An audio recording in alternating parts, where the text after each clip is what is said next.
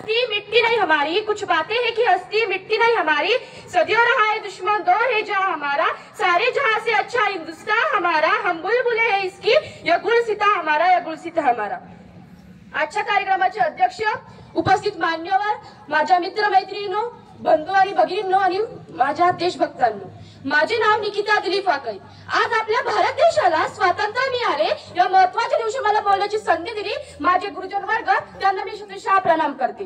त्यासोबत देशासाठी आपल्या जीवाची बाजी लावणाऱ्या थोर महापुरुषांना प्रथम वंदन करते आणि माझ्या भाषणाला सुरुवात करते। खून कहो किस्मत लपका जिसमें उबाल का नाम नहीं, वो खून कहो किस्मत लपका आ सके देश के काम नहीं, वो खून कहो किस्मत लपका जिसमें जीवन ना रवानी है, जो पर्वत बनकर बहता है वो खून नहीं वो पानी है। उसी दिन लोगों ने खून की सही से कीमत पहुंचानी थी जिस दिन सुभाष ने बर्मा में जाकर मांगी उनसे कुर्बानी थी। वो बोले कि स्वतंत्रता की खातिर बलिदान तुम्हें देना होगा, तुम बहुत जी चुके हो जग में, लेकिन आगे तुम्हें मरना होगा, लेकिन आगे तुम्हें मरना होगा।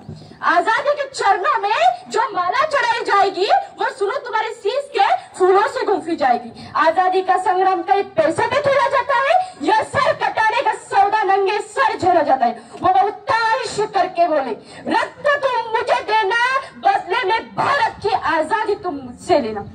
हो गई सभा में उथल पुथल, सीने में दिल न समाते थे तो सबको इनकलाब के नारे कोसों तक छाए जाते थे।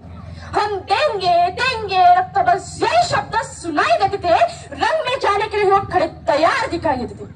बोले सुभाष, वे आगे आए, जिसके तन में भारतीय खून बहता हो वो आगे आए, जो खुद को हिंदुस्तानी कहता हो वो आगे आए, जो खून से हस्ताक्षर करता हो। मैं कफन बनाता हूँ जो आगे जो इसे हंस कर लेता हूँ। सारी जनता हुंकार उठी, हम आते हैं, माता के चरणों में हमारा रक्त बहाते। उस दिन साहस से बड़े युवक बढ़ते ही जाते थे, चाकू छुरी कटारों से, क्या चाकू छुरी कटारों से वो अपना रक्त बहाते थे और उसी रक्तशाही में अपनी कलम डुबाते थे और आजादी के परमाने पर खून से हस्ताक्षर करते ही जाते थे, खून से हस्ताक्षर करते ही जाते थे। उस दिन देखा तारों ने, क्या उस दिन देखा तारों ने हिंदुस्तानी विश्वास नया, नब लिखा भारत देश ने खून से इतिहास नया, खून से इतिहास नया।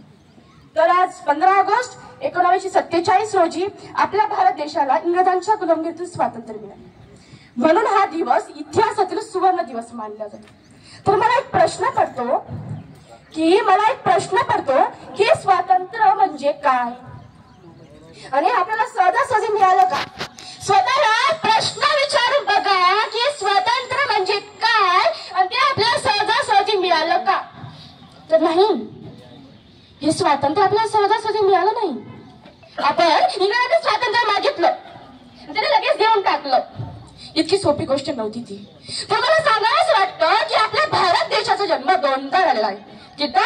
दोनदा। पहिल्यांदा विश्वनिर्माण झाले तेव्हा आणि दुसऱ्यांदा 200 वर्षाच्या पारतंत्र्यानंतर ब्रिटिशांच्या राजवटीतून हा देश स्वातंत्र्य झाला तेव्हा।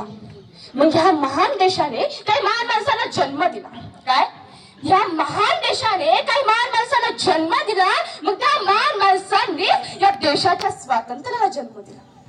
म्हणून आज आपण स्वातंत्र्य आहोत, काय म्हणून आज आपण स्वातंत्र्य आहोत। आपण इतके सण उत्साह इतक्या आनंदाने साजरा करतो तर ते फक्त शूरवीरामुळेच करतो। स्वातंत्र्य म्हणजे काय? ही जबाबदारी किंवा हक्क नाही, काय स्वातंत्र्य म्हणजे काय? ही जबाबदारी किंवा हक्क नाही। स्वातंत्र्य म्हणजे त्याग, बलिदान, सामर्थ्य, निष्ठा, देशाप्रती दिलेला त्याग म्हणजे स्वातंत्र्य।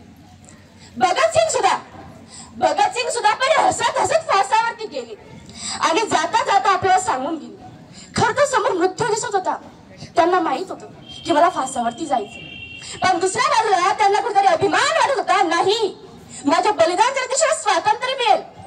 म्हणून त्याने डोळ्यात अश्रू न काढता ते हसत हसत फासावरती गेले आणि जाता जाता सांगून गेले की वो दिन भी आएगा कि जब हम आजाद होंगे, वो दिन भी आएगा कि जब हम आजाद होंगे, ये अपनी जमीन होगी, ये अपना आसमान होगा, ये अपनी जमीन होगी, अपना आसमान होगा। अरे सांसें थमती गई, नब्जें जमती गई, सांसें थमती गई, नब्जें जमती गई, बढ़ते कदम को ना रुकने दिया,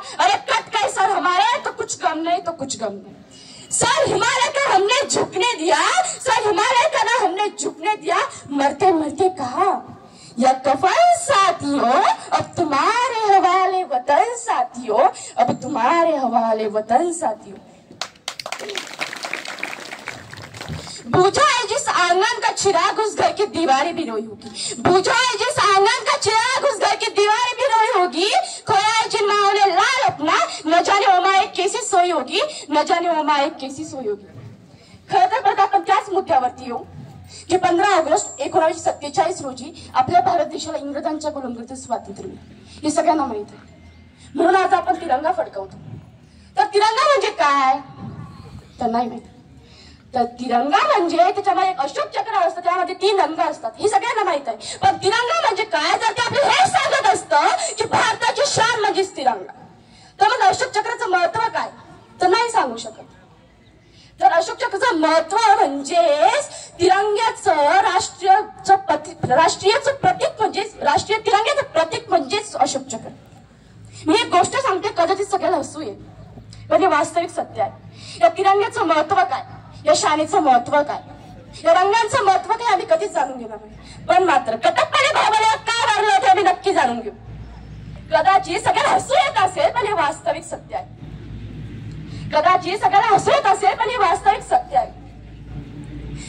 आपल्याला शाळेत शिकवलं जातं की जाती धर्म पंथ एक आहे, मग काय आपण रंगारंगांवर तुम्ही भांडण करतो, याचा लाल रंग, याचा पांढरा रंग, याचा हिरवा रंग, याचा भगवा रंग आहे। अरे हिंदू आणि सर्व धर्मांची एकत्रित होऊनच हिंदुस्थानाची निर्मिती झाली, ही गोष्ट आपण जाणून घेतली पाहिजे। काय हिंदू आणि सर्व धर्मांची एकत्रित होऊनच हिंदुस्थानाची निर्मिती झाली, ही गोष्ट आपण जाणून घेतली पाहिजे। तर मला असं बोलावंच वाटतं, हिंदू आणि सर्व धर्मांची एकत्रित होऊनच हिंदुस्थानाची निर्मिती झाली, ही गोष्ट आपण जाणून घेतली पाहिजे।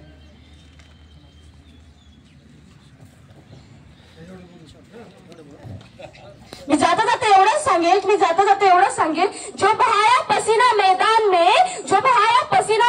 एक एक बूंद का हिसाब ले आएंगे, ये भारत माँ के लाल जनाब यूं ही देश में तिरंगा फैलाएंगे, यूं ही देश में तिरंगा फैलाएंगे। धन्यवाद।